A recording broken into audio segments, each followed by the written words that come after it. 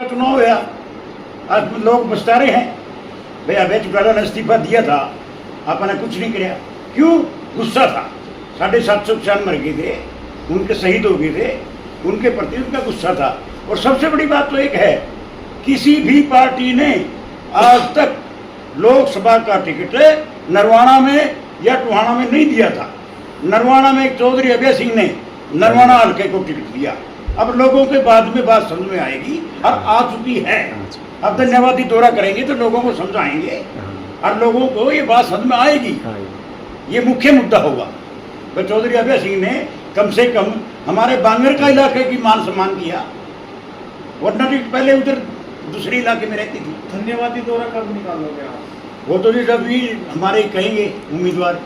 ये धन्यवादी दौरा जो भी है, हम इसकी एक अपनी रूपरेखा तैयार करेंगे और 20 से 25 तारीख के बीच में कोई भी एक तारीख जब कोई उम्मीदवार जीत जाता है तो वो सुना है धन्यवादी दौरा निकालता है, लेकिन इलेक्शन गंवाने के बाद धन्यवादी दौरा निकालना कभी सुना नहीं है। देखिए, मैं ये मानता हूँ कि कहीं ना कहीं जैसे इंडियन नेशनल लोकदल पार्टी आदरणीय चौधरी अभय सिंह चौटाला जी, आदरणीय चौधरी रामपाल माजरा जी ने मुझे इतना बड़ा मान सम्मान दे करके, इतनी बड़ी टिकट दे करके जनता की सेवा करने का एक मौका दिया था, तो वैसा ही मैं ये भी मानता हूँ कि नरवाना ने मुझे जितना भी मत प्रतिशत दिया, कहीं ना कहीं वो मुझे आशीर्वाद के तौर पर दिया। उन्होंने अपना प्यार प्रेम मुझे दिया, अपना आशीर्वाद दिया, अपना वोट दिया।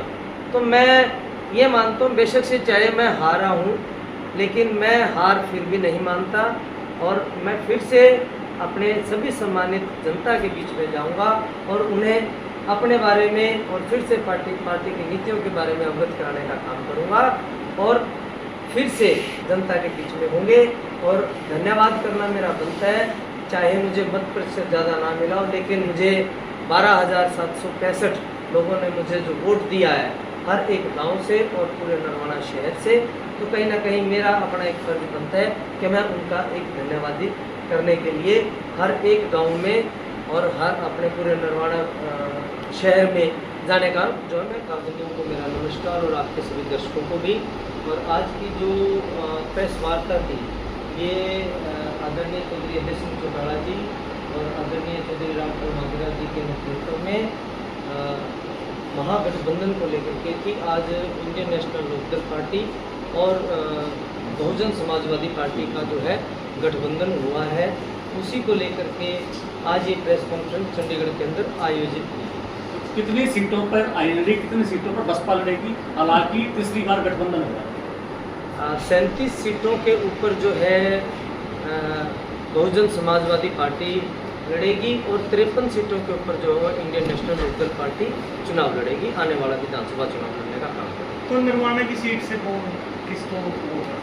ये अभी भविष्य के गर्व की बातें हैं, क्योंकि हाई लेवल की बातें हैं, हाई कमान की बातें हैं, तो ये दोनों पार्टी के जो है शीर्ष नेतृत्व बैठ करके सीटों के बंटवारे का डिसीजन अभी किया जाए। लोकसभा चुनाव की बात करें तो लोकसभा चुनाव में सिरसा सीट से अगर बात की जाए अभय सिंह चौटाला क्षेत्र से, उनसे भी ज़्यादा वोट सिरसा की सीट पर आपको मिले। क्या आप आपकी दावेदारी नहीं महसूस कर रहे हैं कि कहीं ना कहीं आपको चुनाव लड़ना चाहिए विधानसभा का?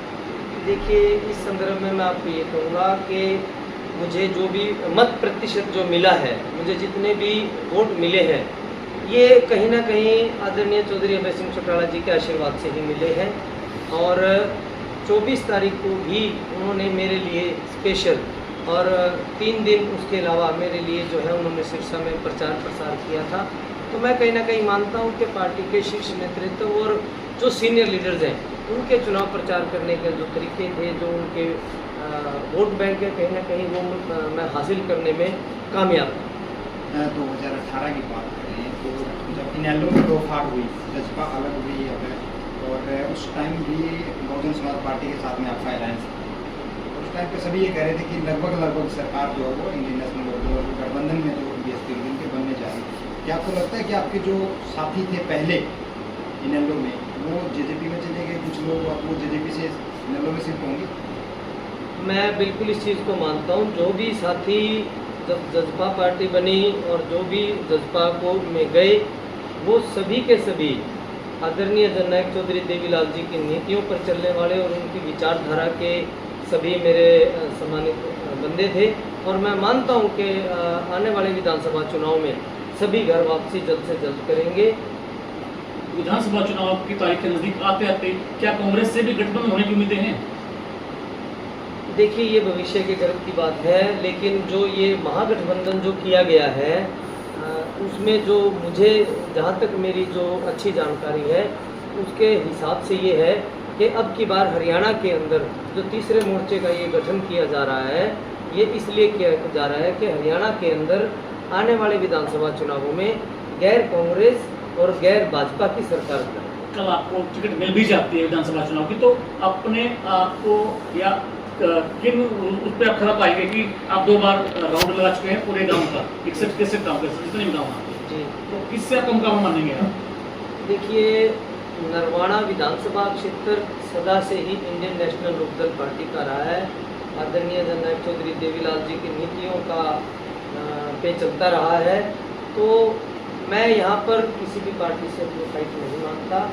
इंडियन नेशनल लोकदल पार्टी की फाइट नहीं मानता, मैं मेरी नहीं कह रहा, इंडियन नेशनल लोकदल पार्टी की कह रहा हूँ कि मैं कहीं भी नहीं मानता कि इनके मुकाबले में कोई पार्टी बड़ी होगी, क्योंकि कहीं ना कहीं जो है 85 से और 1 लाख वोट जो है आज भी वो ऐसे हैं जो आदरणीय जननायक चौधरी देवीलाल जी, आदरणीय चौधरी ओम प्रकाश चौटाला जी की नीतियों पर चलने का और उन्हीं पे अपना विश्वास करने का काम है। अगर आपको कल को विधानसभा की टिकट है इनेलो की तरफ से मिल जाती है, तो ऐसे कौन से काम होंगे, कौन से मुद्दे होंगे नरवाना के जिनके ऊपर आप काम करने की प्रायोरिटी देंगे? देखिए, मैं तो आपको ये कहूँगा, आप किसी भी क्षेत्र विधानसभा क्षेत्र में चले जाएं, केवल नरवाना ही नहीं, सबसे बड़ी समस्या सीवरेज की है, पीने के पानी की समस्याएं हैं, जल निकासी की है। तो कहीं ना कहीं एक टेक्निकल विंग का मुद्दा है।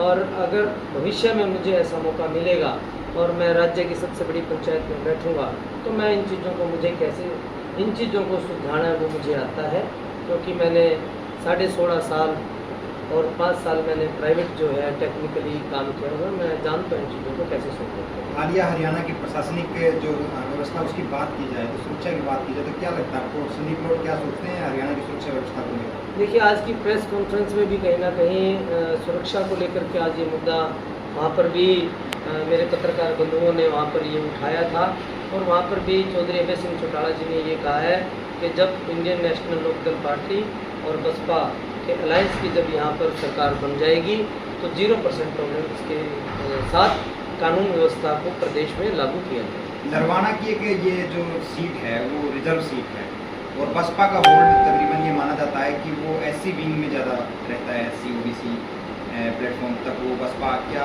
शिफ्ट हो पाएगा ये वोट बैंक आपकी तरफ? या फिर किसान आंदोलन में भी अभय सिंह चौटाला के वो देखे तो उन्होंने इस्तीफा दे दिया किसानों के लिए, क्या संदीप लोड मानते हैं कि वो किसान और वो जो बसपा का कोर वोटर है वो संदीप लोड की तरफ शिफ्ट होगा?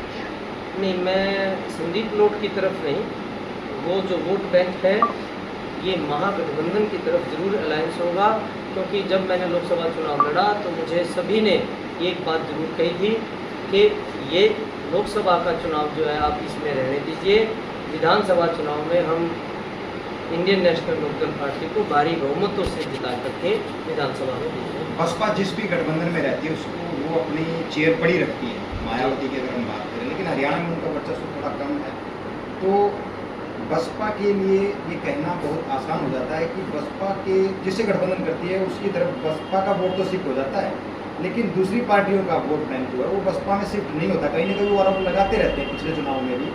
क्या आईएनएलडी का वोट बैंक जो बसपा की 37 सीटें हैं उनका शिफ्ट होने की जो क्या मानते हैं आप, क्या शिफ्ट होगा? मैं बिल्कुल मानता हूं, क्योंकि इंडियन नेशनल लोकदल पार्टी का जो भी वोटर है वो पार्टी के लिए काम करता है, वो कभी भी ये नहीं मानता कि उनका अलायंस किन के साथ है किन के साथ नहीं। तो कहीं ना कहीं मैं मानता हूँ कि जिन 37 सीटों पर बहुजन समाजवादी पार्टी के जो उम्मीदवार हैं खड़े होंगे, तो कहीं ना कहीं वोट बैंक जो है इंडियन नेशनल लोकदल पार्टी का उन्हें भारी मतों